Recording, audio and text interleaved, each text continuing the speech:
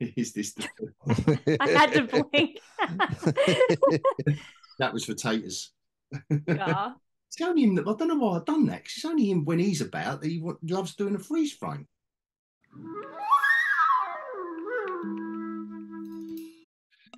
Bonjour, Space Lizard. Bonjour, bonjour. All good? How you doing? I'm all good, man. Happy New Year to you.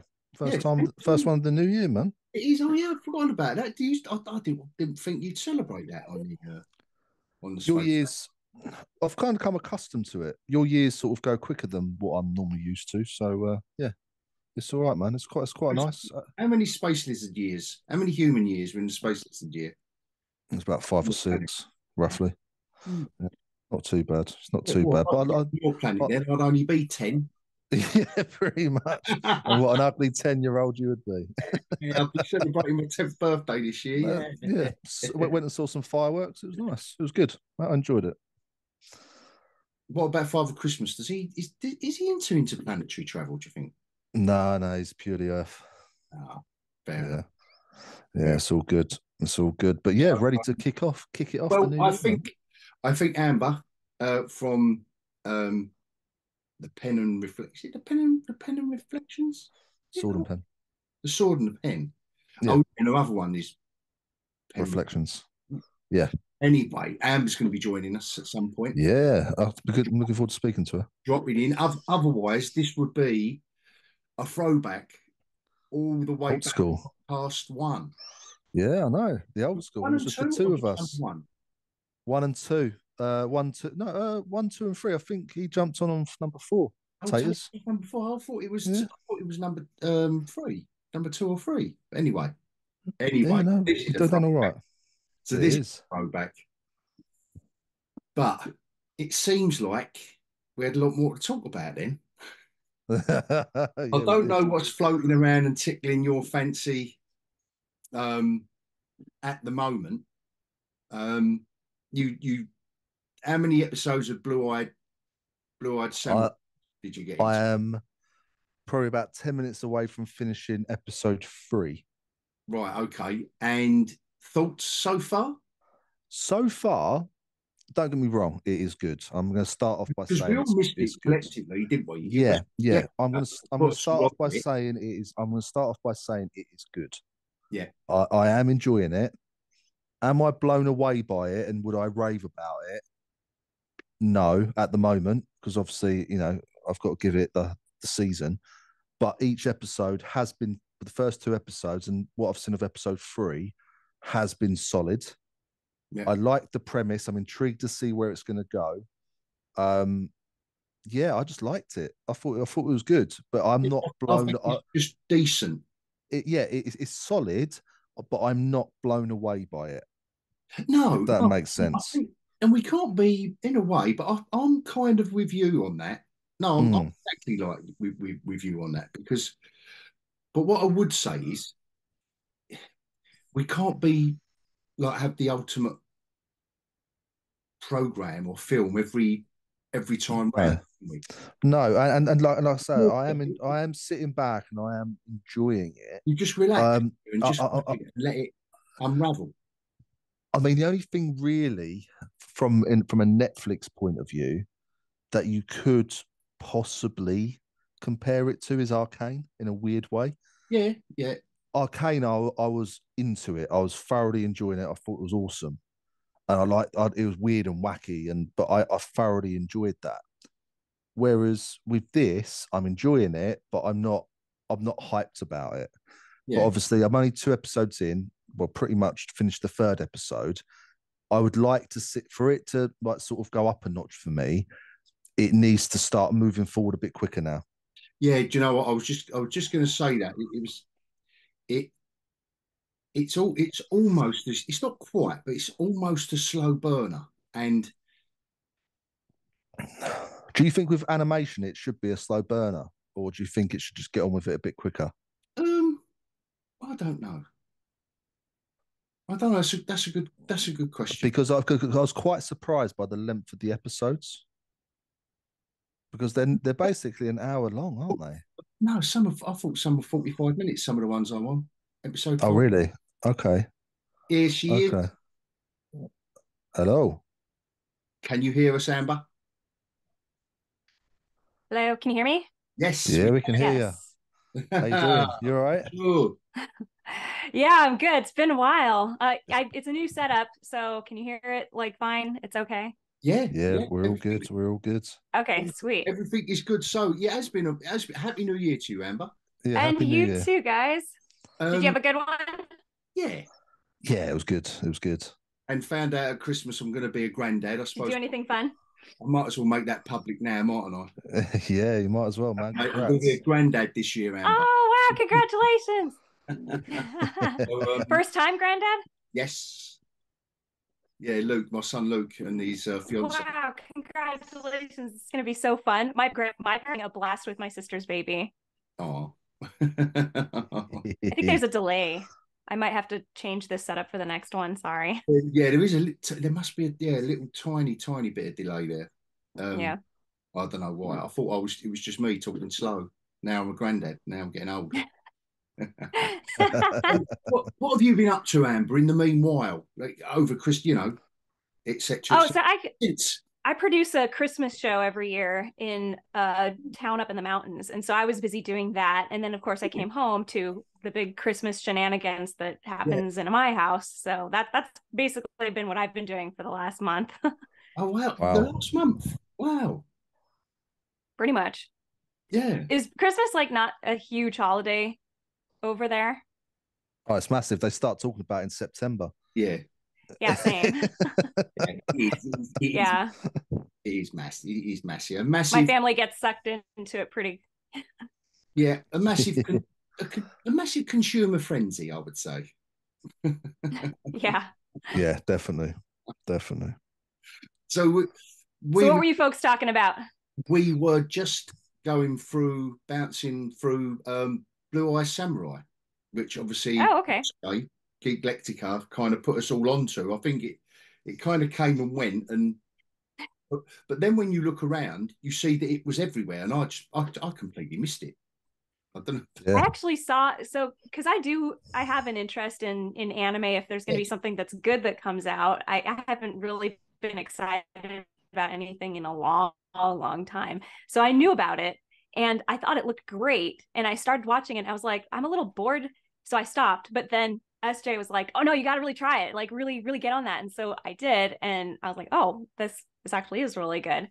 yeah, yeah. So I don't know, like it's very You unique. I don't think I've seen anything like it before. have No, you seen the whole season? it's original. Yeah. I watched the whole thing all the way through. Did you guys? Oh, I'm on episode 6. I do think because we was talking about the slow burn element of it. It kind of I don't Mm-hmm. know, it could have been compressed down, but Mm-hmm. I think it does suit the. I was going to say it suits the aesthetic of what they're doing with that feudal Japan setting. I don't think rocking and Yeah. rolling through it like we was comparing it to Arcane. I don't know why really, but Arcane seemed to really motor along.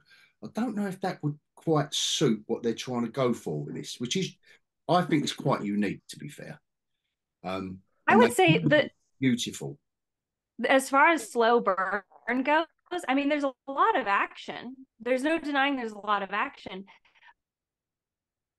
But my problem with it was kind of like, and then you're going to go to the next room and you're going to have the fight there. And then you're going to go to the next room and have the fight there. And that happened a couple of times in the series, especially after episode 5 or 6. So, like, when you get towards the end, I was really like hankering for an amazing climax and it kind of followed that same pattern.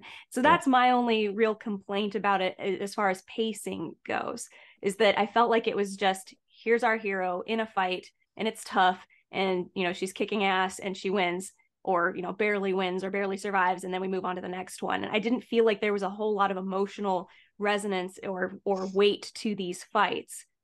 And there is one where I really liked it, but the majority of the fights weren't quite like that. It was like take out this bunch of thugs and this bunch of thugs, you know what I mean?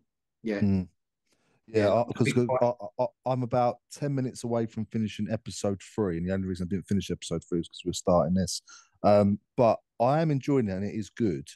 But for me to continue and like go from it's good to oh this is awesome, the pace really needs to pick up for me. It really needs to pick up. I mean, I get that, but I would. do you think we are all getting? I was thinking this the other day with like the look back on the year, and I know there hasn't really been a lot, and et cetera, and every time we talk about stuff, but do you think there's an element of over of over scrutiny now? Like when you look back at some of the programs we hold as beloved now, if they come out now, do you think we're holding it? We're expecting too much from stuff now, whether it's a film like the creator come out and it's everything we want. It's original. It's not over. It wasn't overblown and pompous or agenda driven. It was, but we were still kind of. I mean, when I say we, I'm talking collectively now. We've all kind of said, "Oh yeah, it's all right." It's oversaturation. Really, I think we should be going, wow, this is everything. This is what we support. This is what we love. Sci-fi, robots, like lasers, whatever it is, spaceships. And it wasn't the be all and end all of sci-fi, but my God, it was I think that was a decent film. It wasn't, groundbreaking or a film that's going to run into my top 10, and neither is Blue Eye Samurai for TV. It's not going to romp away and be the bestest ever, but it's decent. I'd rather see more of this. I'd rather see more films like The Creator and more TV like Blue Eye Samurai, quality wise.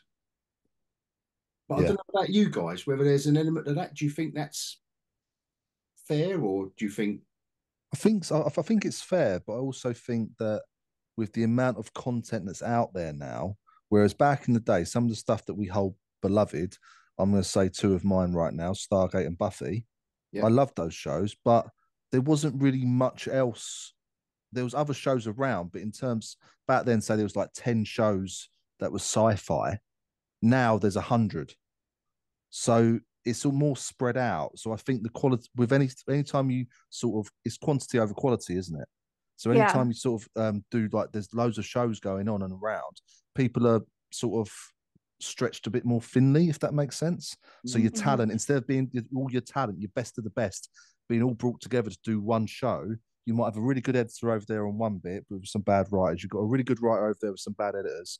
You got you see what I mean? It's kind of, I think that's a factor that plays into it as well. yeah. I don't know what you Yeah, think, because Amber. no, I agree 100%. But I also think that there are so many good writers out there, and they're not making it to the top. They're not out there in the positions that would be making decisions. I mean, how many people could have watched something like, the Rings of Power and said this is a mistake? A lot of people could have told you these are the things that you're doing wrong, but they weren't in those positions of power. I mean, I know writers at the library down the road like that probably could have figured it out better. So it's a hiring issue as well. I think that they're keeping people in positions that shouldn't be there. I think that they have a lot of issues with where they're putting the experienced writers as well, because they could be mentoring these new guys that they're bringing in, if they're bringing new guys in at all. I have a feeling that they're just keeping the same groups of people around, and there's no guidance, and they're not making good choices. So well, like we've spoken about before, and it is Disney that is, no one seems to be breaking away from that format of, yeah, especially with this new thing that they're putting out. What was the lady who's taking over the new Ray movie was like, I want to change the way men think. Like, Charmaine, who's done 2 episodes of Ms. Marvel. Oh my gosh, which I love, Wait, Ms. Marvel? Never mind. I thought you meant Mrs. Maisel. Oh, that's a great show. I mean, at least it was. And I hate the main character, but I like the writing in that show. It's hilarious. Sorry. No, all she's done is some. I say all she's done. We've all got to start somewhere. Mm-hmm. Like you just said, like there's no. there's no mentoring. There's no a company like Disney. You would think they would have, which back in the day you would have. You would have a TV department that would kind of hone and, you know, the cream would rise to the top, and then you'd get maybe a TV movie, and then you'd be tested, and then you would know your craft, and you'd get to know crew and the team and the editorial team up, you know, the office above, whatever it is. Now it just seems like you start there, you impress the right person, you're the right color, you're the right sex, you're in the place, you know, you've got the right limb missing, and you get pushed right to the top because your face fits that. It's not right.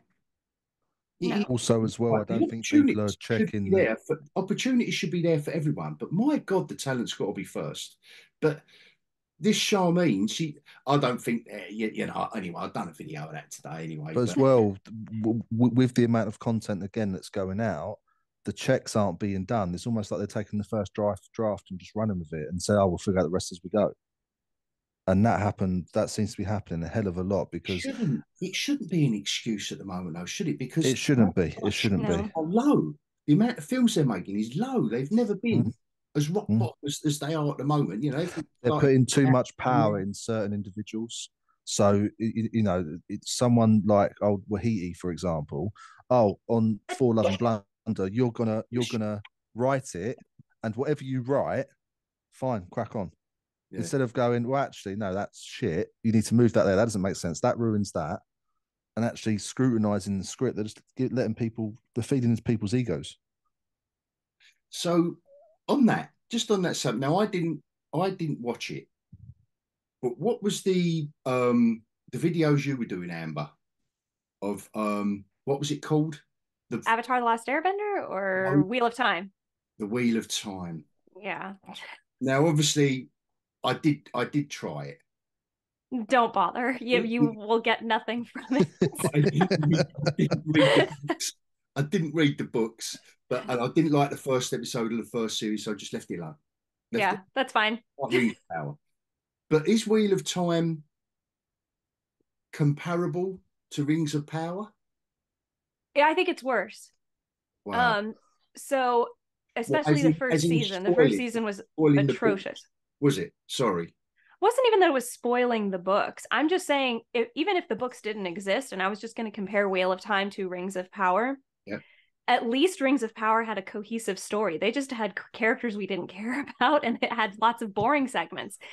But Wheel of Time has characters that are so more like Galadriel is nothing compared to some of the characters that we get. Actually, the majority of the female characters that we get in Wheel of Time.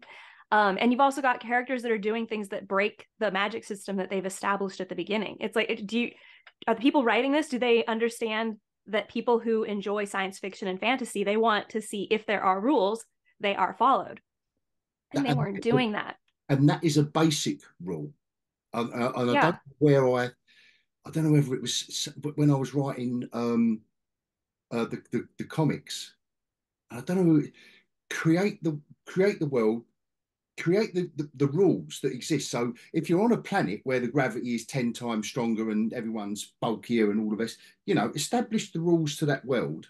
Yeah. I think I've used this before. I don't know, you know, if I use it too much, but the perfect example of it in cinema for me is, or an easy one to explain to people what I mean and what you're talking about, Amber, is Blade. The first Blade movie. They establish that in this world, the world we live in at the moment, it's not an alternative reality, it's not a multiverse.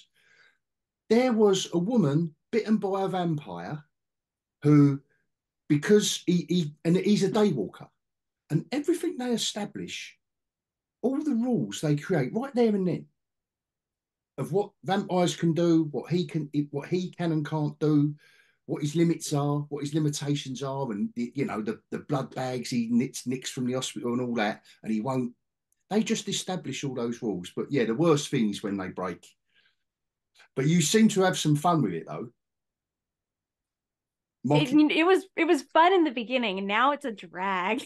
And I've been talking about this with the people in my Discord. I'm like, it is a chore getting through these episodes. I'm even having difficulty just laughing at it anymore because it's gotten to the point I have zero investment in any of the characters. None of them are funny anymore. I mean, there was a great scene where one character somehow magically made it from the inside of a house in a room to the outside in a street in like less than 2 seconds. And it was supposed to be like, wow, he's really quick, but it was like ridiculous.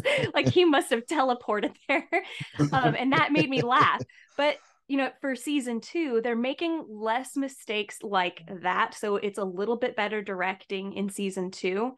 But the characters I don't care about at all, and they're all miserable. They're all doing things I don't agree with. The character who we're supposed to be following, the main character, is like not in it at all, pretty much. And because they wanted to give more importance and more of a role to the female characters, from what I've heard from Twitter and whatnot, the creators saying, yeah, we wanted to make sure that Moraine got more and whatever.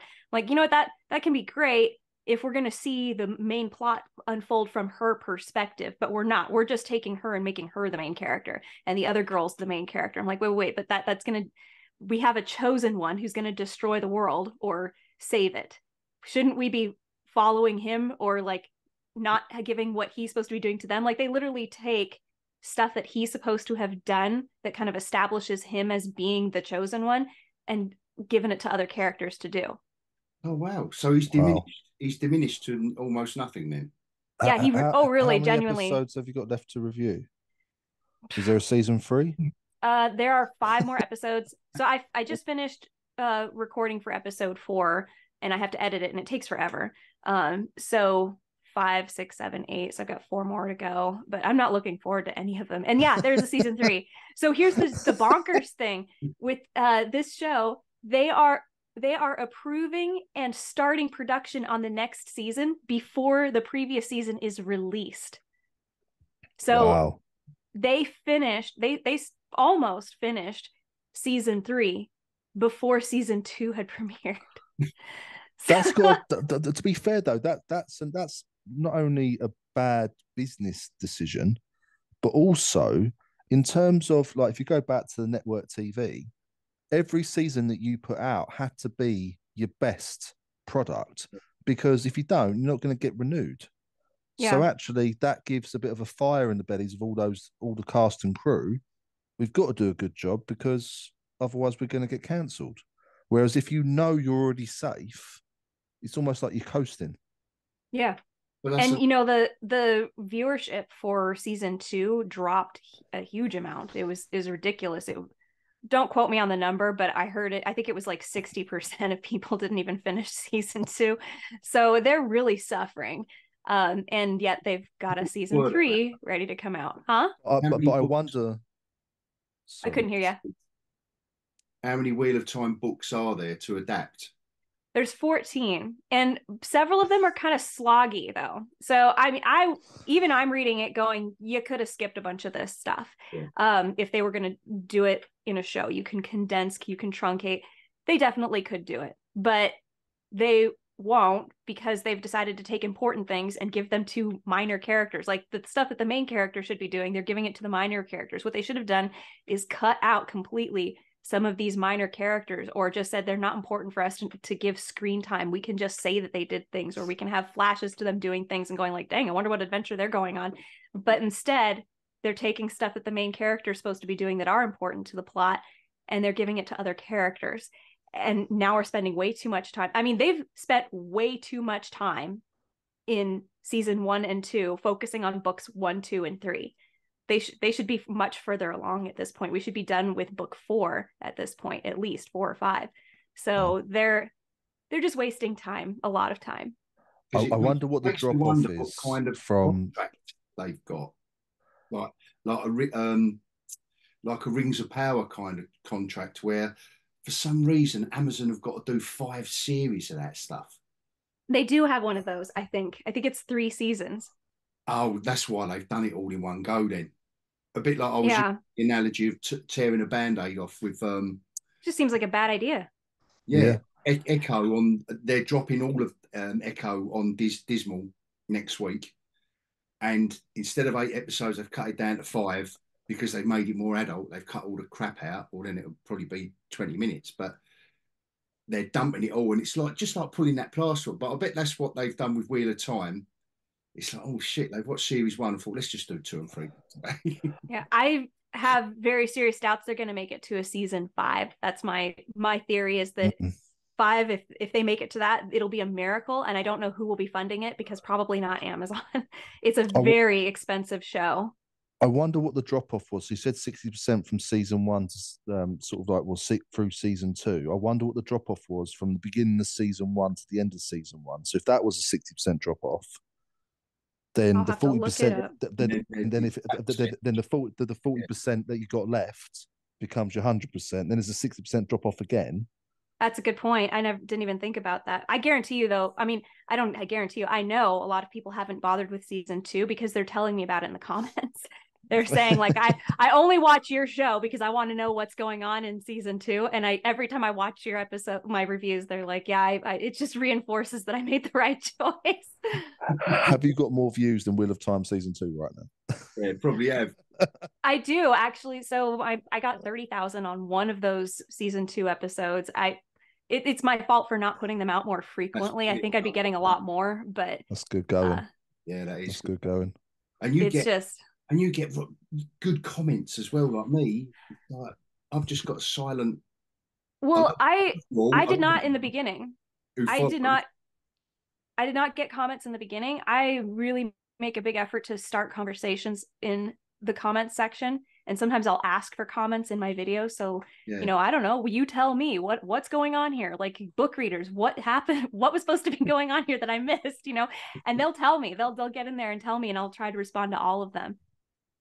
Oh, that's cool. So maybe just ask for more of that engagement or whatever. I actually got that from somebody else. Some other YouTuber said, like, I ask for comments all the time and that's how I get engagement. I'm like, I should do that too. So I started doing it and it worked.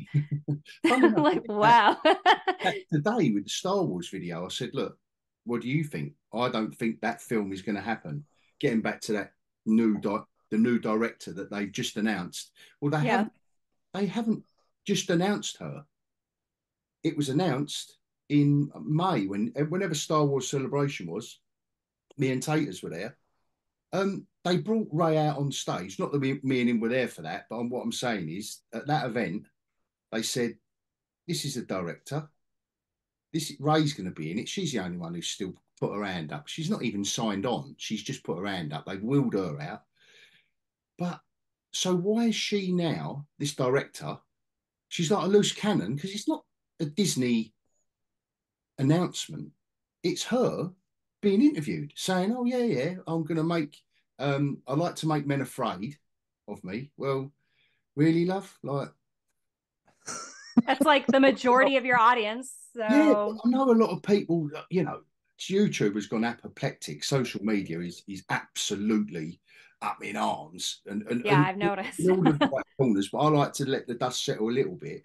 But what I would say, that I didn't say on the video, is that, like, you've got to be pretty insecure to have a feminist, activist, documentary filmmaker like make you feel threatened. She's just going to make a shit Star Wars film. End of story. Yeah. She can be interviewed and say, "Oh yeah," because she was being interviewed about how she deals with a patriarchy. A completely separate. Yawn, and she's been interviewed, and this was a few years ago as well. And she said, "Yeah, I like to make men afraid." And I thought, "Oh, do you, love? Like, you're okay." I'm angry about the fact she's even in the frame to make a film based on 2 episodes of Ms. Marvel and being a feminist activist. But I don't think any of it's good. I reckon they've already canned it. But I mean, I'm not being funny. We've all come up with ideas of what they could do when we've sort of speculated of what they could do to turn it around, and we've probably biased to our ideas, but we've come up with some good ideas. We said about an anthology, Star Wars, like sort of Tales of the Galaxy sort of thing, where you just do like a little episode here and there, and then just do your films totally over there somewhere. Either do it way in the past or way in the future. Just do little one-off specials. Do you know what I mean? Like little things like that. At what point Or just do get they? somebody who understands what people want, Yeah, but at like what in point do charge. they? At what point, they're so determined to go the route they're going down. At what point do you start listening? I Okay, don't get it. I don't get it on a basic. I know we've had these discussions before, but I still don't understand on a basic, purely business level. Just look at it objectively. Take all of the love we've got of the genre or the love we've got of Star Wars out of it. Would you risk the new Star Wars film, whatever it's going to be? It's going to cost $300 million, isn't it? There Yeah. or thereabouts. We're going to be in the range of $300 million, right? Do you give that to a director to helm that, to take that through from beginning to market? You give it to a woman that's made a few documentaries. Fine, she might have won. I think she's won an Oscar for something, right? Great, brilliant, well done, love. And you've directed 2 episodes of Ms. Marvel, right? But nevertheless, do you give that woman or man or whatever a $300 million project? How does that happen? Why would you do that? Just Now, objectively from a business point of view, unless you just don't want to earn money anymore. and as well, there's got to be an understanding of doing the process of doing a film on that level and on that budget. There's lots Yes, of different you techniques, just need an all the green experienced writer, screens, all the CGI that goes into it as a well. writer with a If good, you've only done a if you've only director. done documentary, if you've only done documentaries or like lower level stuff, you're not going to have an understanding of that process when it gets to that yeah, level. You need someone with a track record that's done that. Why? I'm not being funny. The most successful or the best Star Wars film under the Disney banner has been Rogue One. Rogue One, yeah. Get that bloke back in. He's just done the creator. Get him back in. Yeah. Get him to do something. so the I'm just gonna pull up this name really quick. So Ted Biaselli, yeah. he is the director of original series at Netflix. He is the numero uno overseer of certain series that they are doing. And here's his list: One Piece, Yeah. Sweet Tooth, Umbrella Academy, Dark Crystal, Fuller House, and Wednesday. Wow. Like that's a guy who clearly he's doing something right. But the thing is, when you see that somebody is involved in all of these projects and they're all really good, that should tell everybody something. What's he Yeah. doing? Let's go see what he's doing. What are his hiring techniques? Like how does he manage everyone? What are his expectations when he's putting together a production team? And that is what you need Disney to be doing. That is what you need Amazon to be doing. You need them to be looking at the people who are regularly putting out hits like this and that. Those genres are kind of all over the place, right? Yeah. I mean, you've got And you're always going to get a dud. Doesn't matter how good you are, you're always going to get a dud. Or something, that everyone's done their best, but it just didn't work. Something didn't work. But yeah, look at that guy's track record and Netflix. Not everything they do, I watch and everything I yeah, watch, I don't, enjoy to their. But I've got to say, for me, they are a way ahead of Amazon yeah. and uh, Disney. Definitely. Well, it showed in the 2023 look back that we did. Out of the 6 shows on my list, 4 of them were Netflix. Oh, Do you know what I mean? This guy is also in charge of Avatar: The Last Airbender, which is why I Wow. was like, oh, it might actually be good. So that is, look, I know it's only a trailer and a couple of little bits and bobs, that link you sent through the other day, mhm. but that's looking good. I mean, Mm. I'm not its biggest fan, but I wasn't a gamer who knew about Arcane. But my God, they done a great show. The guys on Blue Eye Samurai, I think that's just a decent show. Like I say, Yeah. it's not blowing everyone's mind. But yeah, I hope there's going to be more of that. But did you see the last year Disney for the first year in a long while um, weren't the highest grossing movie filmmaker? Oh, really? Brilliant. by Universal. Not by a lot. Real. Not by a lot. Well, if you don't call 200 million a lot. Well, when their biggest fan, like their biggest audience are children for the most part, right? Like that's the big Disney movies, their Pixar movies and whatnot, those of what drew the gigantic crowds. They haven't really produced anything really good. And they've actually put some things in there that a lot of people who have children find pretty controversial and don't really want their kids to be going and seeing. So they're pulling their kids back from this. Like, you got to think, like, I know everybody wants to, like, oh, I want to create something for everybody. But the thing is that not every, like, you have a large audience that does not like certain things, and if you're going to put those certain things in your films, they're not going to go. The biggest chunk of your audience is going to say, well, maybe we shouldn't go see this stuff anymore. It's just not good business. But what's the last successful film that Disney done? Well, what was the last good film, say? Not necessarily successful, but what was the last good film, in our opinions? Last year, none of their films earned $1 billion for the first time ever. I remember that. First time in a long while, not first time ever. None of them earned $1 billion, and none of their films were in the top 3. Wow. The top 3 last year was Barbie, which was Warner Brothers, was it? Mario. Well, there was 3 different companies. Barbie, Mario, and Oppenheimer were the top 3 last year. No Disney. And that's, you know. Mm. But no, on top of that, though, prior to that, say last 3 years, name me a good Disney film. Yeah. I can't think of one. Can't think of any. No, so it is a real shame. And what you were saying a minute ago, Amber, the fundamental they've forgotten there is the fact that it's the parents that go with the kids. It's not the kids saying, oh, I don't want to go and see Elemental and the first gay kiss, whatever film was the first gay kiss, and I don't want to go and see Lightyear because it's a gay, I don't know what they was doing in that one, right? But in years gone by, they would entertain the parents at the same time as the kids. And they're the ones who drag the kids there and buy the popcorn and buy the drinks. When it's the adults that are annoyed, it's the adults that make the decision.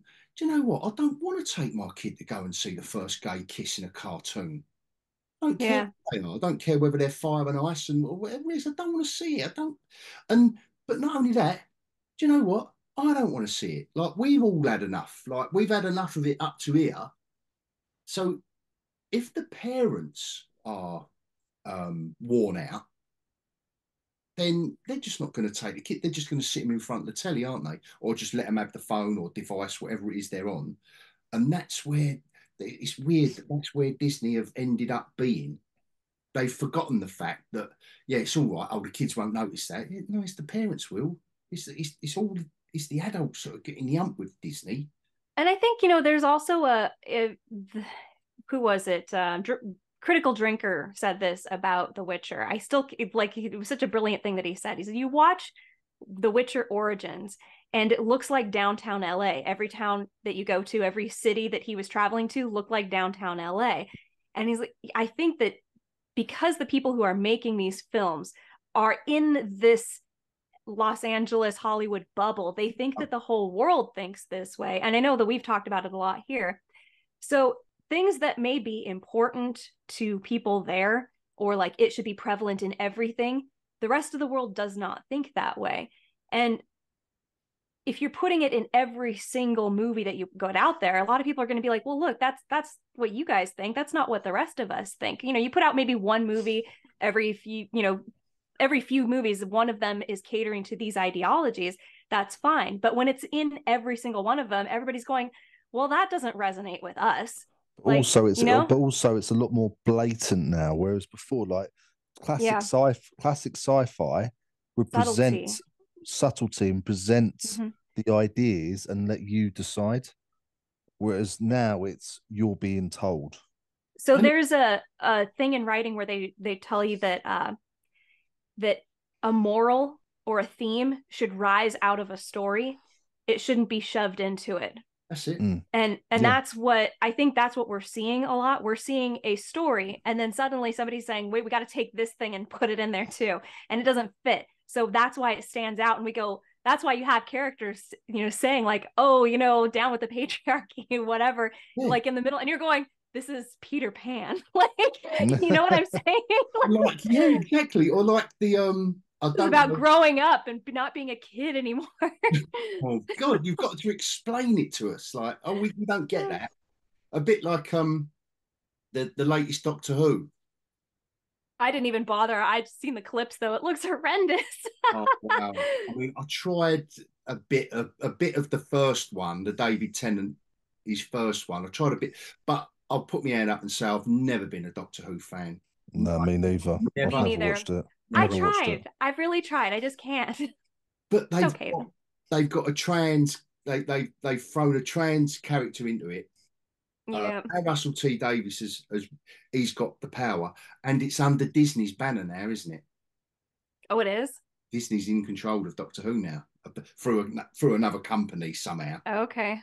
So you've got Russell T Davies, who's come off the back of a very good kind of drama set in the 80s, in the gay scene in the 80s. I forget what that was called. And obviously he's a gay man himself. Look, and I've got nothing against any of that. But suddenly you've got he's got his politics have risen to the surface, and he just wants to. There's certain things. So Davros, that used to be this mental alien mutant in not a wheelchair, in a motorized kind of vehicle. Not, it wasn't a wheelchair. He wasn't like Professor X, Yeah. or he wasn't like who was the detective, the American detective who was in the wheelchair back in the 70s? Oh shoot, I don't know. I for a second I thought you were gonna mention Inspector Gadget. Oh no. I dare someone to sing the song. What? Go Gadget. Go Gadget. um. Anyway, so Davros was the leader of the creator of the Daleks, right? And he was mental. He was a mutant, blah blah, and he's in a motorized chair. It wasn't a wheelchair. You didn't see him giving it some of that. Russell T Davies has said, "Oh, we don't want that Davros now because it says that disabled people are evil." No, it doesn't. How about Mr. Glass? So they've got, yeah, but they've now got Davros as just a normal man. He's not an alien. Like, he just looks like a bloke. He's a white man because obviously he's a villain. But he's just standing. Why are you changing? Don't change the characters that have been around forever. And they've put a trans character in it for no reason at all, just to talk about that. And he's talking to an alien. Old Tennant is talking to an alien. I don't know if you've seen these clips because I didn't watch the episode. I've just watched reviews of it. And it just like your eyes roll again because he's talking to this alien. And they're basically asking him that Tennant calls it a he. And he's basically being told, well, why are you calling it a he? My pronouns are they. So this alien is talking about his pronouns. Did you see the Babylon Bee spoof on an alien trying to learn about pronouns? It's great. You got to watch that. Babylon Bee puts out some bangers every once in a while. They do some good stuff, Babylon Bee. Yeah, they do.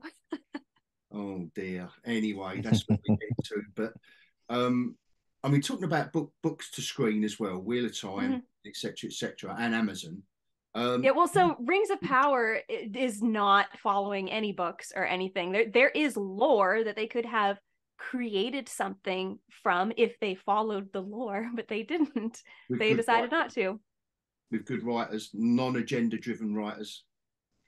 I don't know why they didn't just have another like Middle Earth story, and then we occasionally see some of our favorite characters like Galadriel. They've taken the mysticism out of Galadriel. I'm thinking of doing a video about what I think they should have done with her character, which is sort of reverse engineer her. So take Galadriel that we know from the books, from the Lord of the Rings books, and say, how did this character get this way? What would be the next step? Like, what would she have been right before this? And, you slowly take that back. I don't feel like they did that at all. I just don't see how somebody this arrogant, like this person becomes this benevolent, almost Virgin Mary queen kind of character. The crossover is not making sense unless she's going to go through a Theon Greyjoy kind of through the crucible fixing, and I'm like, you're going to do that to her?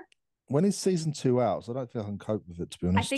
I think it's this year. I think I only got to episode 3. Yeah, don't bother. It's not. As well.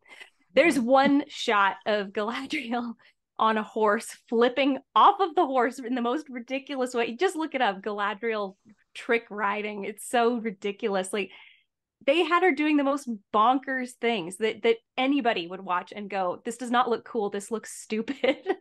It's just bad. They tried to make her look badass, and instead they just made everybody like. Do you reckon if season 2 is a massive flop like season 1, they'll do a Willow to it and just remove it? I don't know if they'll do Willow, but it was $1 billion the first season, which is ridiculous. $1 billion. Who spends that on?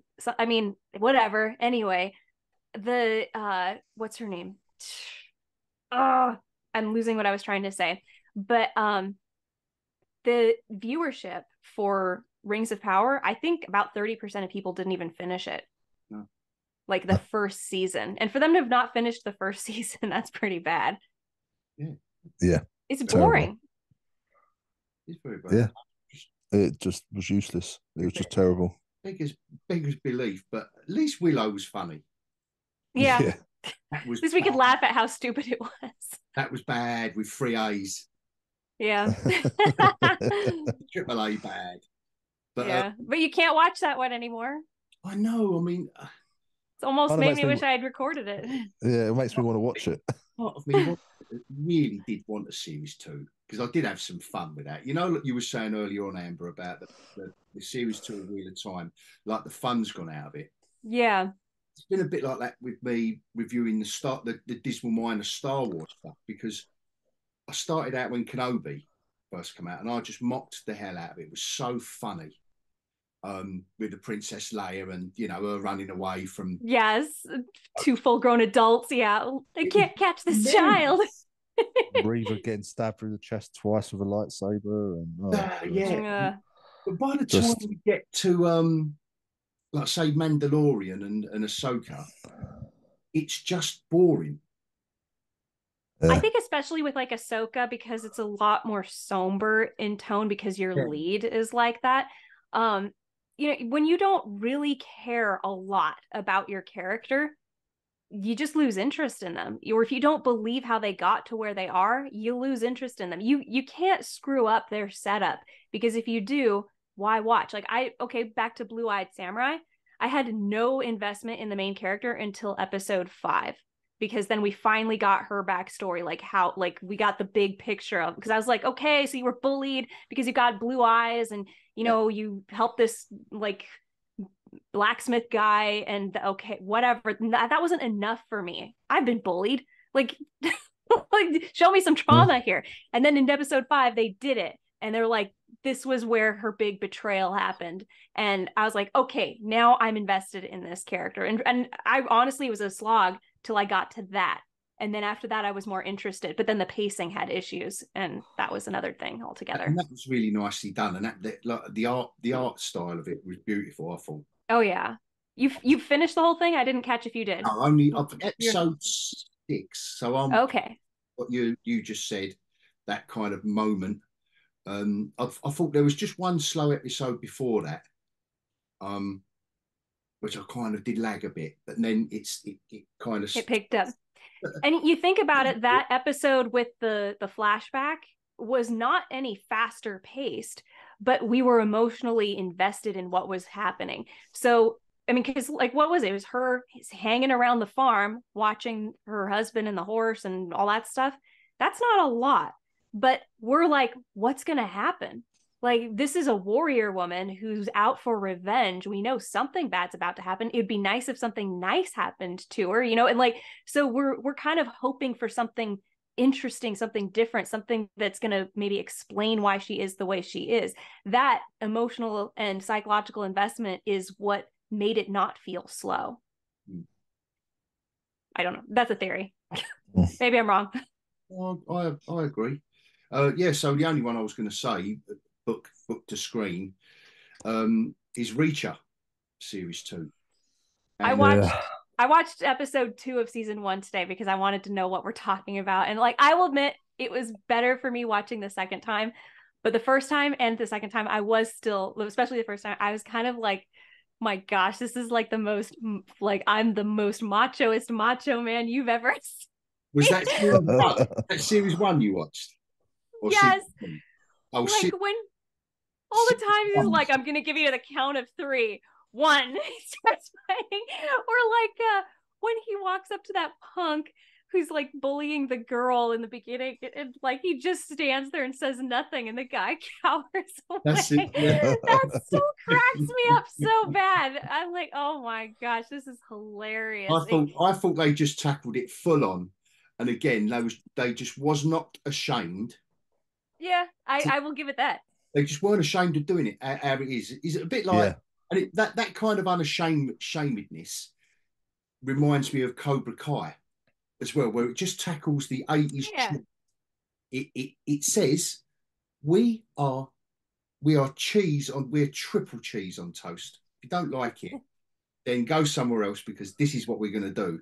Now I know, that's setting your stall out, but I do think that particularly some genre shows, and I think I said that about Ahsoka actually, is that they seem to be right from the start. They seem to be ashamed of what it is. Come on, just do it. Give us what we want and be what we like, and it'll be all right. But I mean, season 2. they just seem to want to steer around it, make it more serious or austere or whatever it is. Just make it fun. Do you know what? Just make it fun. And then, but I've heard that series 2, I've watched the first 2 episodes of series 2, and it's just not as good. Yeah, I mean, we watched the first one together, didn't we? Yeah. And it just didn't hit the same mark at all, and I haven't gone back to it since. And And I my think, son- and I think it was this. I think it was the setup of it in series 2. Series 2 is the typical setup of someone's going after his old crew. Yeah. And it's the most. It's almost like a step too far. It's the most contrived sort of thing you could go for with a storyline. To be honest with you, like the first season, okay, cool. There's, he's trying to find out who murdered this person. He's got these skills. That's cool. I was kind of expecting something more like that instead of, oh, now they're going after his team. And yeah, it kind of just put me off a little bit. But there's rumors he's gone out and said he wants to be Batman next. Yeah. Have you heard that? That's his agent. That's his agent. I want to see if I can get a sweet commission off of Warner Brothers for that one. Yeah, exactly. And no one would suspect Bruce Wayne, this giant of a man, like you couldn't possibly be the only other giant of a man in black that we've ever seen. Like, oh, that kind of thing cracks me up too. That'd be funny. So this year, it's gonna be a bit fallow, isn't it? There's not a lot. I mean, only one Marvel movie. So Deadpool 3, the first one under Disney Marvel. But apparently, I've heard that old Ryan Reynolds has had to dig his heels in. Apparently, behind the scenes, he has had to dig his heels in to do it how he wants it. Good. Really? Now, and that's not too hard to believe. I mean, you could start that rumor up to, whoever started the rumor, if it isn't true, is very, very believable. But I'm kind of trusting him with Deadpool 3 because I think he's got a lot. I think he's got a lot riding on it. Like personally, he's invested in not money, but he might be an exec on it. I don't know, but I think he's too invested in that to want to muck it up now. I don't know what you say. Yeah, no, 100%. And I think when they started off with the writers' strike, and there was something in there because they're continuing to film for a little bit or something they were doing, and it was basically they said that he couldn't improvise because that would require more like technically it's like a rewrite because he's improvising, and most of his best stuff is done from improvisation. So now that it's all back up and running, yeah, dig your heels in. He's the one that's made those two films good. Do you know what I mean? He's more of a. Oh, go ahead. Yeah, Sorry, I thought you were done. no, it's okay. It's the one that's made them good. So trust him. You're trusting everyone else. Just let him get on with it. He knows his skill set. He knows when to leave things alone. He knows how to stay in his lane, but he also knows how to bring the brilliance to that role. Let him do it.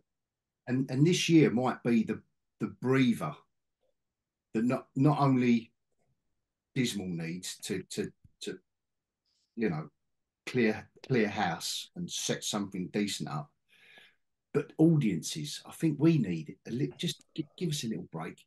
And look how much I love comics. Those films give us a break, man. And I think this year Yeah, will be quite good for everyone. yeah, definitely. How on a funny would it be positive. in how funny would it be in the beginning of Deadpool 3, the first 10 minutes he solves the multiverse issue. And just But that's what people are talking about. And Tater spotted it, didn't he? In a talking of taters really quickly. One. Taters has just messaged. Yeah. Please say Happy New Year to all the people watching for me. Aw. Bless him. Go on. I know. But yeah, he just said that's all he said. Say Happy New Year to everyone watching for me. Tell him we say Happy New Year back. We'll message him back. No. I'll do that. But yeah, no, I think just let him have the reign of it, and yeah, we will get a break from it. I mean, I don't know what other TV shows they've got this year, but in terms of films, it's nice just to have that one. So you got that and Echo. Echo's the first. Disney, I have no idea with Disney, but we do have like Dune. We have which was supposed to come out last year, and maybe it was definitely a good choice. Like, let's wait until next year because there won't be much. Wait for that. Cannot. I have a lot of faith in this Avatar, especially finding out that it's the same overseers, trying to make it happen. And especially with how bad the first one went, they must know like we got to do better than that first adaptation, which I do like. I never saw that film. It was M. Night Shyamalan as well, wasn't it? Yeah. So M. Night Shyamalan specializes in a very specific genre of film. It's thriller with heart, right? And this was an epic fantasy. And that's just not his cup of tea. I don't think that he knew what he was doing. And I actually read an interview with him saying, like, I got on there, suddenly had tons of money, had all these special effects shots that I'm not used to doing. He's like, I did not know what I was doing. So he regretted that he took on the project and just did his best. And everybody slams it. And, he tried to be faithful to the show as let's ground it in a little more realism. He did not know what he was doing. I think people loved his work and thought he's so good, he's going to do so well with this, and it was just misplaced trust. Not that he's untrustworthy, just that he's great but not at this. Like getting Hitchcock to do sci-fi. It would be weird. Yeah, you wouldn't bother. And I know he tried towards the end doing different bits and bobs, or tried changing his shtick, but it didn't work. No, it didn't. And now he's back to the thriller. Yeah. Like, what was that? The knock at the cabin door, which is like a post-apocalyptic sort of. Did you see it? No, I didn't see that one. You did. It was interesting. It was interesting. I read the book. You read the book? Yeah. There's a book, Knock at the Cabin Door? Yeah. It's not called that. It is called, and I'll tell you what, there's a sure it's the same book. Do you want to hear the little story behind the book? So sure. I produced and funded a short film years ago, and the writer on that, the director on that, sorry, I started getting on really well with, and we was going to do other things and blah blah blah. And anyway, he had an agent because he was in the kind of periphery of the film industry. He had an agent, and he'd done a pilot series for a comedy, a pilot episode for a comedy series, and he took it to Tribeca, and he got and they entered it into the, you know, and I think he either won or he come second place. From Nice. that, yeah, brilliant. From that, he got a meeting with Bad Robot, right? Wow. Yeah. So over he goes to LA, and it was when old Jar Jar was filming Star Wars in England, but Oh, he had this meeting with his second in command. So he comes home from this meeting. He's telling me all about this, and he says, "Oh yeah, you know, and it's like this." And I'm going, "Right. So you've just won an award in Tribeca, yeah, and you've just been to LA with Bad Robot, and you're coming back, and now what you're telling me?" He's going, "Well, he's told me that can I give him a break? What would you call it? Not a synopsis, like a work, treatment. like a Treatment, yeah. yes, thank you, um, a treatment of this book because they can't really get their head around it." And I went, what book is it? You got it?" I said, "What are you doing it?" And he went, "No, it's called I'll see when you two start talking. I'll see if I can. It's even probably in my note." So I bought the book the after. So I met him in London for a bit of lunch, a couple of drinks, and a catch up because we'd done the short move and we stayed in touch. Blah blah blah. And I metaphorically shook him, right, and said, "Why have you not? Why didn't you buy the book in America and read it on the plane home?" For Yeah.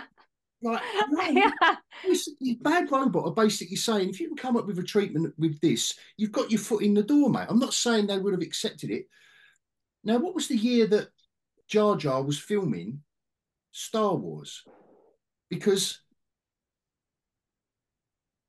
that's how long ago it's taken to That get was, Cabin's door to. well, it depends because if it was, well, it'd been 2014 going in 2015. If it was Force Awakens, if it was Rise of Skywalker, that would have It been would have been the 18 going last into one.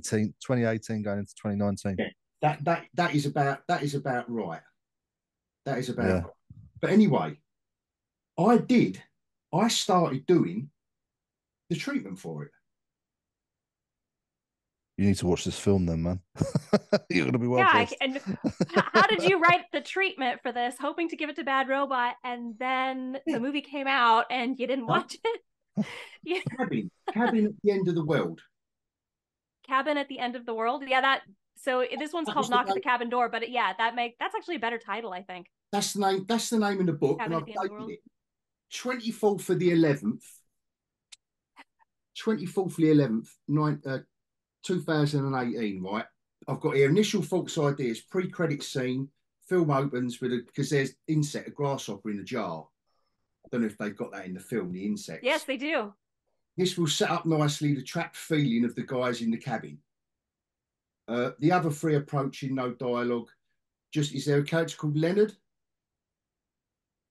Just I've Leonard. only seen it once, Do so I'm you not need it? familiar with their names. Yeah, anyway.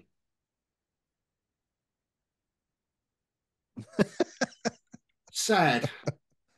Sad. I liked the movie. I thought it was good. I didn't think it was brilliant, but I was like, no, he put out an entertaining movie. Like, the nice thing about Shyamalan is he has a feeling. Like when you jump into a scene and it's a Shyamalan movie, you know it's a Shyamalan movie just from, like, I've watched it 10 seconds and I already can tell this is M. Night Shyamalan.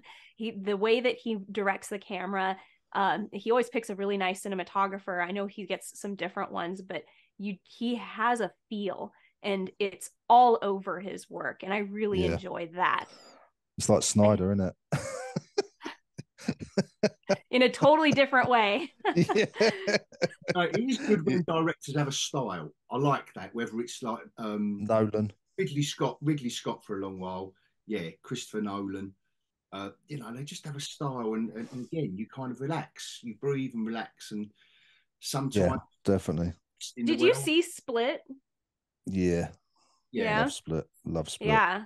I like that movie too. Glass wasn't as Glass wasn't as No. good, nowhere near. But Mm-mm. Split was awesome. I love that I'll film. tell you what, getting to the end of Split and seeing Bruce Willis in that cafe, I was like, and hearing the music, oh my gosh, I It was wish quality. I had been in theaters to see that because I would have been freaking out. I was in the cinema to watch that, and I was literally you heard those that knew, because I think you'd have probably had probably about 30% of the audience that knew what that was, and Because that was held very well under uh, wraps. No one knew until yeah, it came out.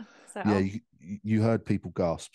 You heard people go, oh, like getting excited, and people were talking about it afterwards. It was good. Um, just a quick one, diversion. Did you watch Rebel Moon, Amber?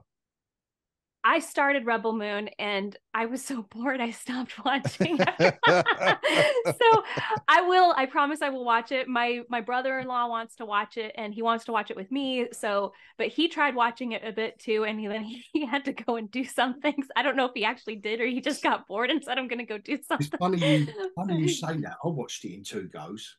I kind of Oh don't. geez. Oh, see, I think I got about an hour into it. You got Um, further than Yeah, me. yeah, I got about an hour into it, and I thought, um, the slow mo, man, that annoyed me. see, it weren't that annoying. I couldn't quite put my finger on it. I think it was boredom. Boredom, the slow mo. I said it before. The slow mo. If you cut that out, you'd be have half hour shorter movie. Yeah. It was So, just predictable, wasn't it? did you see the pitch meeting for Rebel Moon? I did No, I not. can't wait to see that. He says exactly that. One of the characters says, "Oh, this doesn't sound like it's going to last very long." He goes, "Oh, don't worry about it. You know, one of the clip. Don't worry about that. Lots of slow motion to get it up to Ah, that's fantastic. the gap in the Uh, what's it. So So he's really good. all I'll watching that say is, sorry, all I'll say is with Rebel Moon, big disappointment, but they pulled it back with the final battle to a bit. They pulled it back a bit with the end sequence, okay. but it's still overall a disappointment. But it's weird how we're saying, right? We was all bored, or we was all, you might have looked at your phone a few times, maybe if you watched it all the way through.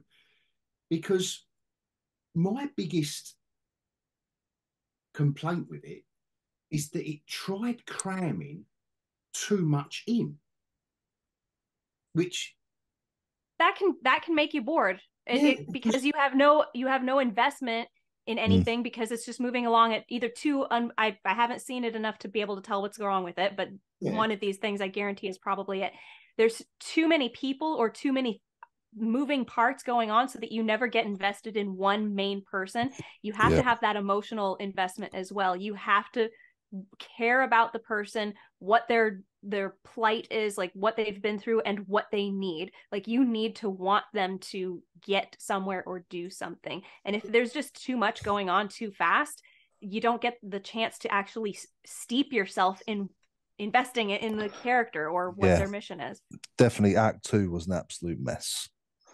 Act Two was the mess. But Snyder, I love him for certain things, but other things I just hate him for. And the overuse of the CGI and the slow motion, I just can't stand it now. And it's just so with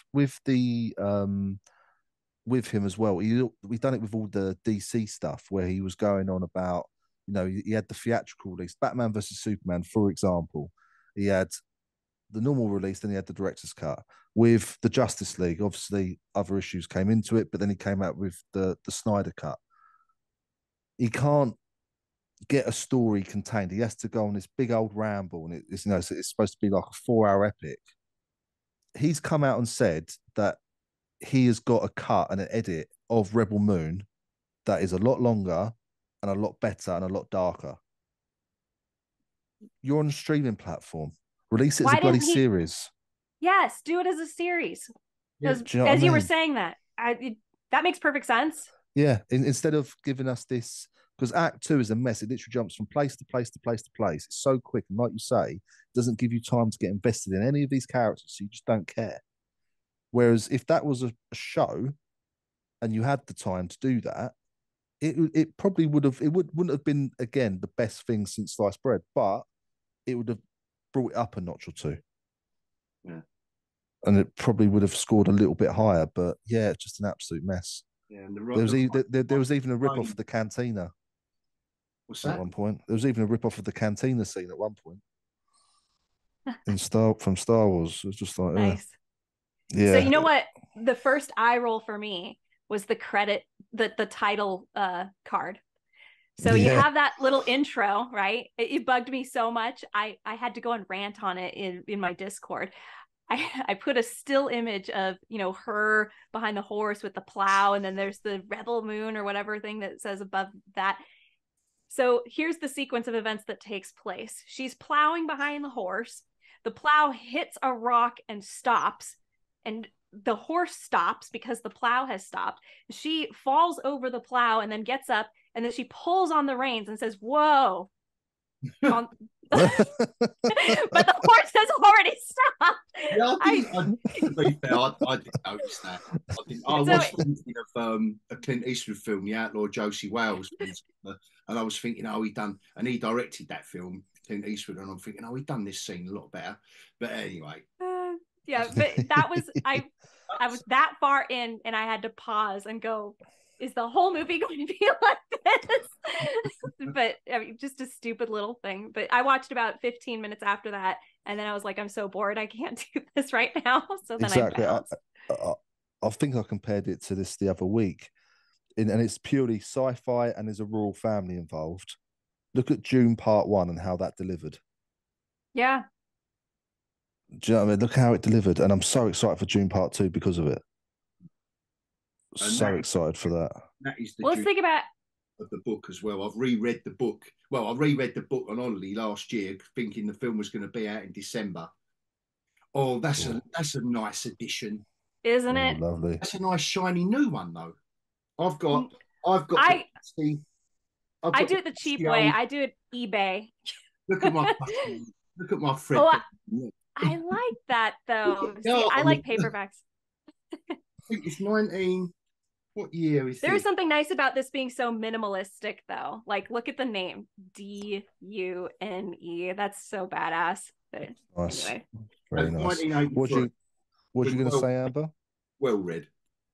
Oh, I was just gonna say, like, what? Because like this is what I'll do. Like, you made the comparison to Dune, that you know that it's a very similar kind of setup to a story, but yet we're so invested in Dune. Why is that?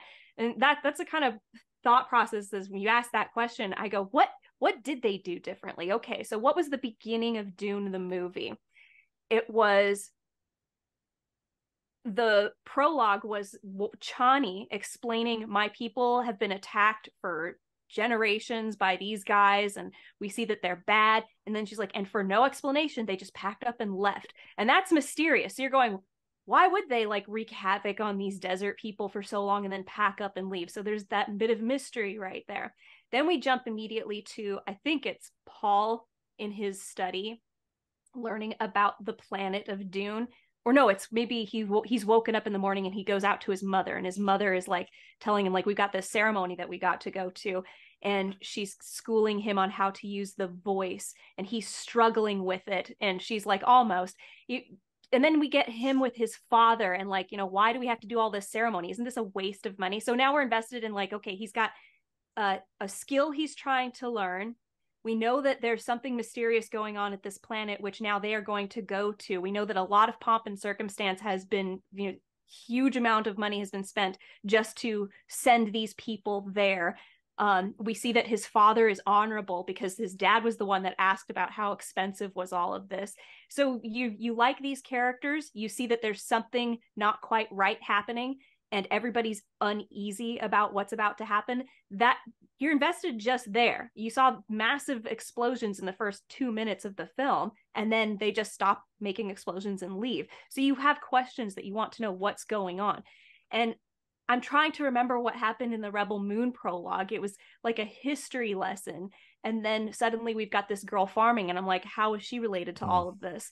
And maybe it's just that it was disjointed, that it wasn't woven together soon enough or something. I don't know. I really have to watch them both again. Yeah, I mean, the prologue was basically the king has died and it's the regent that's taken over, and that was literally it. And then they come down on the farm planet and go, we're searching for rebels. We need food. They go, well, we haven't really got anything. Gets caught out line, and they kill one of the farmers. And they try and rape a girl, and then the lead steps in and fights them all, and is instantly amazing. It takes her about 10 minutes for the slow motion to take them all out. But instantly smashes them all. And yeah, then we just decide they then decide to go and find the rebellion and get everyone and try and fight back. But we don't even really get to that bit in this film either. That's the crazy thing. So the prologue is like almost it shouldn't have been there. I just think they didn't necessarily set her up. Like comparing the two, you find out more about the leads later on in the film and why. Mm-hmm. But by the time it's got to that, you just like, okay, fair enough. But then it's the characters around her as well, because where Act Two is so disjointed and it's almost rushed, you don't care about anyone else. Whereas, like you say, in June, you're instantly intrigued by all of the characters and how they set each character up. Whereas, I mean, there's one bit in, I don't know how far you got into it, but there's a bit where they go and find this slave, and the slave has to get free by taming this bird thing. And then all of a sudden, he's there joining them, fighting alongside him. You're thinking, well, why did they need him? I don't know if I missed anything, but it's like, why did you want that one? I thought, why is this now like turning into the Magnificent Seven? I thought, have I missed? Yeah, something. They're collecting, and there were 7 of them. And I thought, why is everyone comparing this to Star Wars? Then again, Lucas used Akira Kurosawa stuff, didn't he? So maybe there's another parallel there. I don't know. But yeah, it was very disjointed. Was cramming too much in. Like instead of just saying, right, here's a bloke in black. He's from something called the Empire, and he's just hijacked your spaceship. We had to learn about Homeworld. We had to have a bit of spiel about it. We had to know everything about it. We need to know it's no. Just say, because he was. What I will say is he did make a good villain. I quite like him as the villain. He seemed to be, again, he was embracing it. He was in a silly outfit, and he's the bad guy. And you know what? He's got some really shit dialogue, but he kind of threw himself at it. And there was something about him that when he was about, I was enjoying it. Did you notice that they had the two both? So the main bad guy of Rebel Moon and the farmer bloke, so the second lead, they both played the same character in Game of Thrones. One replaced the other. Oh no. Which I found quite humorous. Yeah. and I think the thing with the woman who played the lead is that if you're going to have a lead like that, if you're going to have like a bit like with Blue Eye Samurai, when you're going to have like an unlovable character like that, a laconic character, unless you're really good, no, not even if you're really, really genius, you need to surround them with characters that you can hook. Yeah. Or that they can bounce off of, like which they did with the guy with no hands. But I think that was at the end of episode 2 or beginning of 3. So that was 1. Was it 1? Mm-hmm. He starts running after. So, and that is a good trick in writing too. Is when you have. Did he not have for an episode? No, in the first episode is when she went to the soba shop or whatever. Remember? Yeah, but then did he not disappear and come back? Because he came running after her. He like packed up his bags and left immediately after she left, and like I'm going where he's going. I thought he was really from it. Yeah, no, he came running after us. It was the end of the first episode when I'm saying screen time. He wasn't by her side consistently. No, he wasn't. There were times where he was separated. But what I mean is you've got to surround, for her to bounce off of someone or for him to bounce. But they did get into the stride. Don't get me wrong.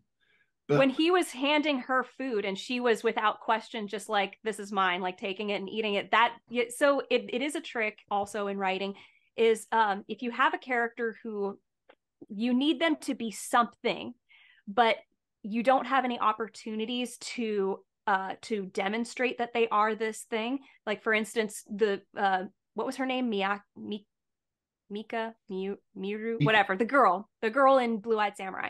We needed her to be likable, but she was so dry. There was very little that was likable about her. So we do surround her with characters like the guy without the hands wanting to be like her, and she although pushing him away at first, eventually accepting him and treating him very nicely. And then we have the other guy, the guy who got in the duel with her, eventually coming to kind of respect her as a warrior and wanting to, you know, protect her so that he can have a fight with her. And, you know, you're like, he's a good character. Like, he wants a fight with honor. How much time do you need to heal so that we can fight?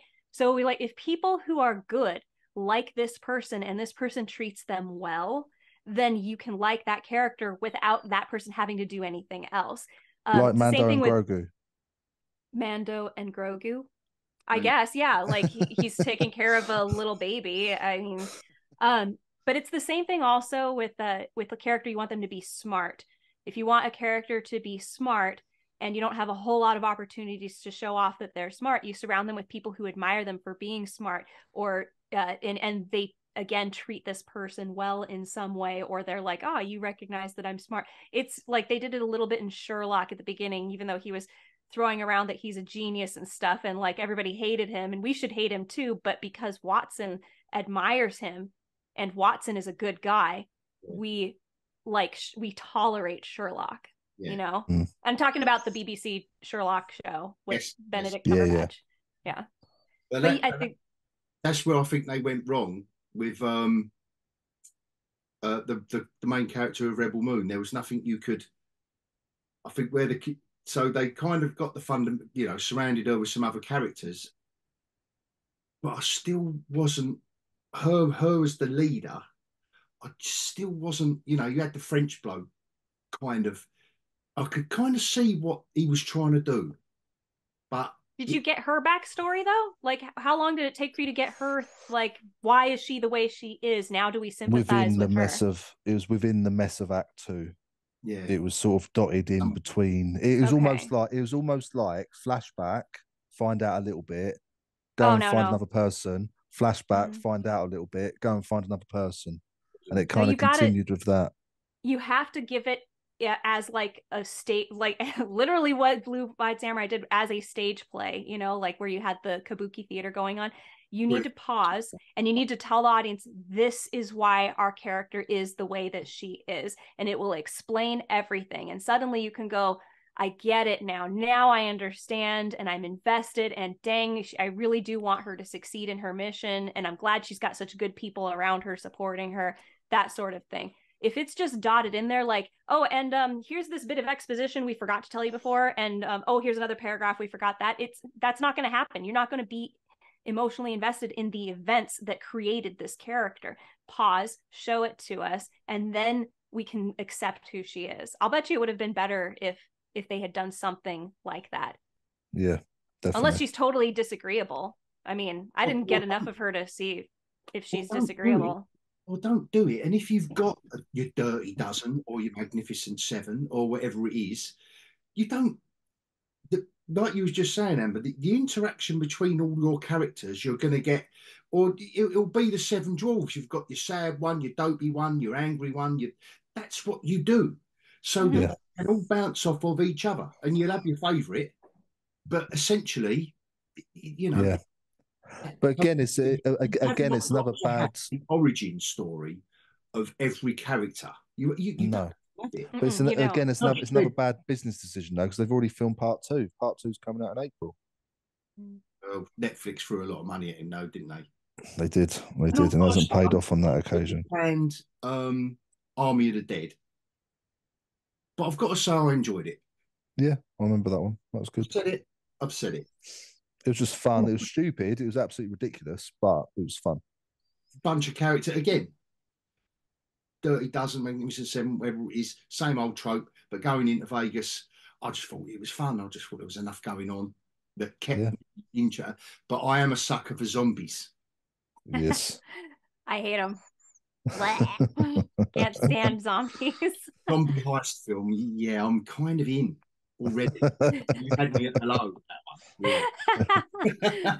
But then again, his sci-fi one should have had me at hello if it was as good. So I don't know what. But he does divide. He's very Marmite style. Yeah. And I think he's always been that way, even when Watchmen come out. Always. People panned him for that, for being so religiously for religiously adapting that graphic novel so closely. They they didn't like him for that. How can you not? I mean, I don't agree with that. But my God, I'd rather see that now than the shit they do now from graphic novels. You know what I mean? It's like I'd rather Yeah, someone half as religiously as Zack Snyder did Watchmen follow the source material. Can you imagine that? yeah, it'd be half decent at least. Yeah, a live action adaptation for me should bring us a little bit of something new that we didn't quite know how that would work in real life. Like how he would have done it with Watchmen. But they said it couldn't be done, but he did it. Yeah, They literally said for years, for so long, because obviously that came out at the same time as Batman when he was getting all serious, and no one was saying you can't do Batman. But with Watchmen, they just went, no, you can't do that. You went, So yeah, but that is there any more? Can we think of? So what we said, Deadpool 3, June 2. My God, this looks like the was it Back to the Future where it was like Rocky 36 or something in the cinema? yeah. Yeah. We are getting there, aren't we? With the There's Yeah. not a lot because Mission Impossible's not till Mission Impossible next Mission Impossible's not till next year. no, and how shocking was that actually last year? How shocking was that? The amount of money it didn't make. Yeah. Because it was can we blame it being decimated by Barbenheimer? Two, Um. 2 weeks after it come out, it was Barbie and Oppenheimer, wasn't it? Can we blame Yeah. it, or do we think it's the least attractive of all the Mission Impossibles? Yeah. I don't know. I enjoyed it personally. I thought it was an I awesome spectacle. I'm surprised because I felt like there was so much hype after Top Gun. I think that people or Maverick, people were stoked to see what Tom Cruise was going to do next.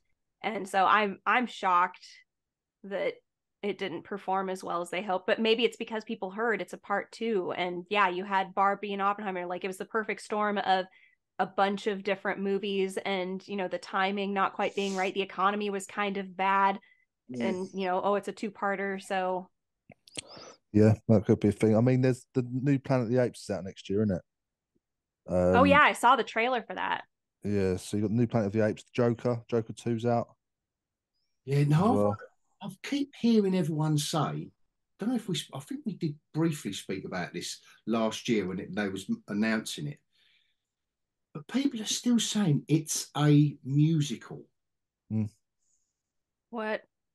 yeah, Now, yeah, I thought, and I've still got everything crossed that it's going to have musical elements in it. yeah. I hope so. Keeping everything crossed, to be fair, I don't. Yeah, I mean, it's again. I've said it before. I'll be reserved on it purely because he surprised me last time, and I thoroughly enjoyed the first Joker movie. And come on, let's face it. Like musical elements in stuff can be done. I mean, my one of my favourites of all time is American Horror Story, Yeah, Asylum. yes, When they're doing the Nana. jukebox one, where Yeah, they've got her, isn't they? The nun, older, what's her name? Jessica Lange. Yeah, Jessica Lang. And they've got her as well, and she's going mad. And it's all in her head. Now, if that, so the musical number that they then do, and all the characters are getting up and they're having a dance, that I can see in a film like The Joker. I can see that.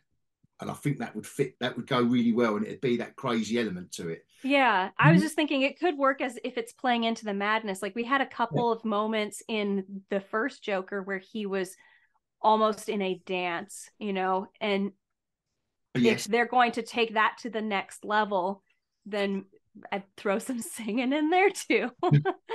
Yeah. I mean, they kind of had Silly. to with old Lady Gaga as Harley Quinn, haven't they? So they're gonna have to do something. But yeah, I don't know. I'll wait and see on that one. And then the She, only other one I can she's a think good of the actress, top, though, to be yeah, fair. she is, and I think the only other thing I can think of off the top of my head is that Madame Web. Ooh, yeah. Madame Which Web, is looks, that? yeah, it looks horrendous. I've It looks not heard so of it. bad. So it's Marvel, but it's being done by Sony. And it's It's one of the another it's one stick. of the Sony Marvel ones. But Sony did right with Spider-Man, though, right? But they messed up with Venom, Oh. Morbius. Sorry. Was this Um, is this a live action? Venom 2, yeah. one of the funniest films I've ever seen. It's great. Wish I had my channel going. Did I have my channel going then? No, I don't think I did. No, I don't think you did, man. What's that? I'm just having a little search now to see if I missed anything that's coming out. No, but is it Craven the Hunter next year? Craven. I'm pretty sure it's Craven. So we've already had trailers for that. Yeah. Uh, Gone from right. a Spider-Man villain to First one that's come up when I've searched to a vegan films in warrior. 2024 is the Furiosa Mad Max. It's one of the first ones that's come up, but I'm not overly interested, to be honest with you. There's another Godzilla and Kong. Yeah, Is not overly I've heard good interested. things about the most recent Godzilla. Has Yes. anybody seen it? Was it good? What was it? I've heard it's gone down. Well, from what I see, you know, when you just flip through stuff. Mm-hmm. I don't know what's going on with all the Godzilla stuff at the moment. So you got the Godzilla -1, which is what you're talking about. Everyone's saying it's done really well. You got the Apple TV series Monarch, which has got Godzilla in it. And that's got Kurt Russell and Godzilla, random. And then there's another Godzilla and Kong movie coming out next year, Yeah. or this year. Sorry. You know, Having a renaissance, I guess. Yeah, Godzilla's in the time of his life. he's on peak form. Now the actor strikes off, he can do what he wants, can't Exactly. Oh, you'll like this one, Kung Fu Panda 4. he? Yes. He's been the What? trailer for that. No, I haven't seen the trailer yet, man. Yes. See, you get it right. There's hope. There's hope. And I think is there not another Minions movie this year? Let's have a look. They should put out another one. They are big hits every single time. People love those Minions. Yeah, Despicable Me 4. That's out this year. What's that? Despicable Me 4 is out this year. Oh, so it's Despicable Me. It's not a pure standalone Minions. Yeah. Okay. There's a few bits. Apparently, Gladiator 2's out this year. Yeah. No way. Yes. Apparently so. Apparently so. What? He's dead. That film's not a hard act to follow, is it? No. Oh my gosh. Well, I heard, what's it called? Napoleon. Like, my family was so stoked about seeing Napoleon, and my brother went and saw it and came back and said, wait till it comes out. And we are like, no. And he was like, yeah. I mean, I'm sure it was great, but when my brother comes back from a movie and isn't stoked, you know that it's something's off about it. I mean, Gladiator 2's old Denzel. What's that? Yeah, Denzel's in it. Really? Denzel, yeah. Nothing to do with Maximus. So I don't know how they're linking it. I don't know what it is. Maybe through Caesar. Maybe it's a little kid growing up or something. I don't know. I don't know. It's a very strange one. Oh, you mean the young son of the prince? Yeah. Oh. Beetlejuice 2. I hopefully they don't try to link it too closely. Like, oh, we're gonna have, recurring characters coming back. We don't need that. No. Just have another Gladiator story. Don't call it Gladiator 2. I hate when people do that. If it's a different story and it just happens to take place, like, just give it another name. I would say that is from the investors' algorithm. Yeah. Yeah. And there's one more. I mean, I read an article in a magazine. It was a good couple of years ago now that basically said, it basically predicted where we are now, that all you're going to get, because they literally use the formula or algorithm, whatever you want to call it, and all it spits out is a sequel to something or a adaptation of a book. It does not recognize. It's too risky doing original. There's one more I need to mention. Feed it into the machine and it just comes out. No. There's one more I need to mention. That's weird. Yeah. What? There's one more I have to mention for this year. What? A Lord of the Rings movie, The War of Rohirrim. Oh, that's right. Is that coming out this year? Or are they just starting production? Apparently it's in post-production. What? Already? Says it Oh on my here, gosh. It's a post-production. bad sign. Yeah. That's a bad One sign. quick question, Liz. Uh-huh. While you've Yeah. got that list up, is Tim Burton doing Beetlejuice 2? Let me go Oh, back. did I hear that? I think I heard that too. Beetlejuice 2. If so, yeah, obviously Keaton's in it, isn't he? Hang on a minute. Yeah, Tim Burton director. Ah, well then. Yeah, I'll have me some of that. Yeah. Yeah. Yeah, definitely. So But yeah. what do we think out of those, what do we think the worst is going to be? The worst? Or the best? Well, What do we want to go for? it's going to be June 2. Yeah, June so 2 is going to be the best. Yeah, yeah, so everything. I'm going to enjoy Deadpool 3. yeah, we're all Start agreed on June 2 being the top of the pile there. Then it's going to be, I think, Kung Fu Panda 4. Just on the enjoyment scale, all right. I think at the bottom of the pile has got to be. Was New Lion King as well. What? Mufasa, the Lion King. Oh, that's right. And it's one of those live action things again, isn't it? Yeah. Oh, it's going to be terrible. To be Nosferatu. fair, There's a Nosferatu as well coming out. I did like Timon and Pumbaa in the live action one. I've got to admit. Really? Like, he was quite a camp Timon, wasn't he? Yeah. He was he was a postmodernist Timon. We got Ballerina as well this year. Ah, yes. That's going to be fun. The kill. It's John Wick spin-off. Ah, that's it. Yeah. It's Anna de Armas still, isn't it? Yeah. 18. What's that? An 18 certificate. I don't know. It doesn't. It just says it's in post-production. It's out this year. Needs to be. So we've got here, man. I'm going to go and say it. Go on, Lord of the Rings.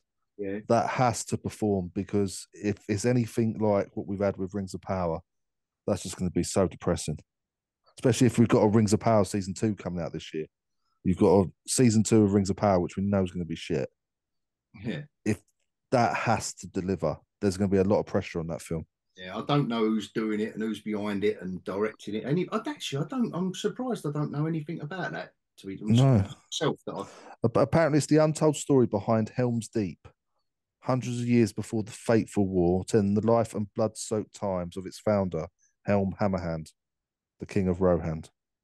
Is it saying that it's based off of a book, or is it what is it doing? Because like there is written lore about this stuff. I just wonder if do they have license to follow that? Because Rings of Power lost it. Like Rings of Power didn't they? Isn't that the story that they lost it completely? No, I mean that they actually got permission or something to do it, and then they didn't, or something, and then it was pulled out from under them. Like yeah. So I don't know what the deal is there. I don't trust who's producing it. Who's producing? I was trying to find. Oh, it's animation as well. Oh, I thought it was live action. It's animation, apparently, according to this. Yeah. Too fussed. Yeah, not overly fussed. I'm trying to find a company. I think Madame Web is going to be the suckiest out of all that. No, it's going to that's going to. Yeah, that's going to be just from the trailer, you know. The trailer, Amber, you need to watch the trailer for this if you haven't seen it already. Sometimes it is horrendous. You just know. Sometimes I think, ooh, and then the film sucks. But sometimes you watch the trailer and think, ooh, stinker. Film for me, Madame Web, stink, and TV so far that we know is going to be Echo's going to stink. I saw that earlier on this evening, the leaked fight scene. Fight scene, have you seen that? No, I haven't. Is it bad? God. It's so we all said it, right? So we're all down on Marvel, and then the trailer for Echo drops. Yes. And we all take a step back and go, actually, that's quite surprising. It almost looks like they're trying to go for the Netflix Marvel feel of it, like the Daredevil show, like the Punisher show. So actually, I'm looking forward to that now. Based off of that trailer, I'm excited. And then the leaked footage comes out of that fight scene. It just looks terrible. It looks so bad. You know what's really so bizarre bad. to me is how could they blow it with fight scenes and show, like Disney has really bombed their fight scenes in their series, their streaming series. All the fights with Ahsoka were boring. I was bored with the Mandalorian fights. I was bored with, it's just boring. Like even when you got Hayden Christensen or whatever fighting what's her face, that should have been badass, and it wasn't. They're just not interesting. And then you look at One Piece, and it was fantastic. Like the fight scenes were so engaging and so fun. And I have a feeling that it's going to be great for Avatar: The Last Airbender, because apparently the fight coordinators or whatever, like in their spare time, they're coordinating fights that they don't have to be coordinating because they just enjoy doing it so much. So I'm hoping for some really creative, really fun fight scenes in there too. How is Disney screwing it up? They've got the more money, you would think. Right? Well, me and Hog could coordinate a better fight scene than most of the stuff they've done in these shows. I'll tell you one: a fight coordinator or a proper stunt stroke fight coordinator could do that even better than what we could come up with, because they do it day by day and they know the different martial arts and all the rest of it, and they work everything in. They work a bit of this in, they work a bit of that in, and they think the decent ones, and they think, well, I've done that in the last film or TV series, and what can we just do different? Or the director saying, just that combination. But when you just see them, like that leak scene from Echo, when you just see them do that, and you think they're either rushing it, not paying anyone enough, or getting more hairdressers than they are stunt coordinators. Disney, if you're going to have 8 on any typical program, I love that fact. I'm never going to forget that as long as I live. 8 hairdressers on one show. You just can't.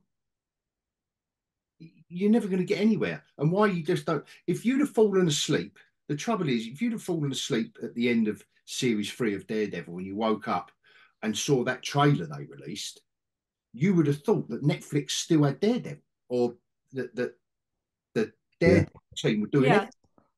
And let's be honest, the only reason I care, the only reason we care about this show is because we know Daredevil's in it. That's the only reason we were a little bit excited. It's the Netflix style from that trailer, and we know Daredevil's going to be in it. Turns out it's just a ruse. Again, they're going to kick us in the bollocks. Yeah, and it could be a good character. Like I went back, and I am going to do, when that series drops next week, I'm going to do, I've got all the comics here ready. I've got them lined up to show people how good the character was. If you liked Elektra, this was just another kind of twist on a female femme fatale, if you want to call it that. Mm-hmm. That's not strictly that. But an Echo was such a good name, because where she was deaf and her powers was she could mimic anything she saw. She could feel music from the piano when she was a kid. And then she realized she was looking at someone playing the keys. So she could be a master pianist just by looking. Oh, I like that. That's interesting. She could watch, and her character develops in the comics, in the arts. So she could watch the best ballerina in the world, I think. And this is where Kingpin is in the audience. But she doesn't know yet that he has been her benefactor. So she's doing all this stuff in the theatres, and she's the best pianist, she's the best ballet dancer, she's the best actress in in plays and all that. But at every one of her shows, the Kingpin's there, and the story develops from there. And the Kingpin asks her, he's got a bit of bother with Daredevil, and he asks her to do him a favour, which isn't what you think originally, but that's how the relationship between Daredevil and Echo develops, and how they do the origin stories. It was really well done, the writing in it, and matched with a good artist as well. You kind of, well, I said it in my video, you kind of had the storyboard there, but they just go, no, We don't imagine, but I don't know if they're going to do it. But imagine with you utilizing that, she watches in the rafters, as it were, as Daredevil's fighting, then mimics his fighting style to fight him. You could have a really cool fight scene. You could do some really interesting stuff with that. Instead, we had that leaked scene that was just terrible. It wasn't good, and it was hurt even more because it was the fight scene was. If you haven't seen it, Amber, it's a leaked fight scene. It looks like they're in some sort of warehouse, and it's Echo fighting Daredevil.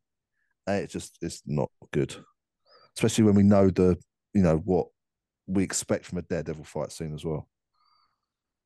And like he's not even fighting well. Like he's unimpressive, and she's equally unimpressive. Like pretty much. And in the Hong Kong action films where they go like that and they kind of roll back from a blow and they go like that. And then they get back in their stance and then they go in again. No hands everywhere. Well, whoever it was who's playing Daredevil, he kind of does that for a minute, but he just kind of goes, and you think, like, either go full on. He waddled back. It was the flying knee. You haven't even seen it, and you know. it was the running knee, wasn't it? So Daredevil's on his knees, and Echo runs at him and knees him in the face. But you can clearly see that the knee is missed by God knows how much. Somebody was complaining about that with the fight scenes in the Marvels, and saying like you could tell that they were on fly wires and like nothing. It just looked ridiculous. What is going on with the fight scenes? Like Netflix has commandeered all the best fight coordinators. Yeah. I mean, possibly they're ours now. Netflix has commandeered probably the best writers, the best TV directors, the best they probably have, because you would gravitate towards that. It's like the guy who was in The Walking Dead, the Asian guy. Mm-hmm. Just bailed out. He's blamed it on scheduling conflict, actors strike, and all that. Sorry, Liz. It was scheduling conflicts. He said, wasn't it? That's it. Oh, it's scheduling conflicts. But he's bailed out on the Thunderbolts movie, the Marvel movie. Like, I'm so sorry, scheduling conflicts. I've scheduled something better. Yeah, pretty much. That is. Pretty much. Because anyone with talent like the Russo brothers, you're not going to. You either don't want talentless people breathing down your neck. If you've got producers that aren't agenda driven, rather than say a Feige that's saying, I've been told you've got to put a chick and make her gay in it. People like the Russo brothers are going to go away, and then the actors slowly, like old Hiddleston, he's doing no more Loki. They're not stupid. They're not in the LA Hollywood bubble, and they probably see a bit further afield in the world, and they're realizing what this is doing to their. And they're obviously getting a hefty wage. I mean, Netflix has definitely commandeered a lot of people, but they have lost one. When is that money year? Up? And it's your reputation. And you've got Hiddleston's got a 30, 40-year career ahead of him with his talent. He could just go on and on and on. Not if he keeps. Oh. Yeah, no, they've definitely commandeered a lot of right people over at Netflix, but they have lost one, which I'm very upset about, which is Flanagan. Oh, Flanagan, yeah. Yeah, the guy that done Hill House and Bly and Midnight Mass. And his deal's ended with Netflix, and I believe he's gone to Amazon.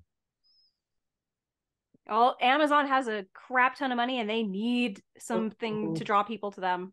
So I could see them like going like, please, we'll do anything. Yeah, just do whatever you want. And have you had a chance to see Full House of Usher yet? I've watched several episodes. It's so many different things I have to watch, and I'm spending all my time editing. Like when people are like, how come you're not watching stuff? Like because I'm editing. Like that's all I do nowadays. Like babysitting or I'm editing. It's earning a living. Yeah, it won't catch on. I hope it becomes a living someday. I mean, it'd be nice. Because I'm not really taking in any more money with my manuscript editing at the moment, because I'm watching my baby niece, and I mean, I'm doing it, but not much. So anyway, sorry, off topic. We're just drifting towards the end now, aren't we? We're drifting towards the freeze frame. Slowly, yeah. Unless anyone has got any other bits and bobs to talk about, I think that might be I think that's covered it, mate. I think so. waffle. Oh, have any of you guys seen Resident Alien? Oh no. No, I what's was that on on? this fair to watch. Yeah. Give it a shot. I mean, What, what's it I'm on? so impressed with it. It's on Peacock.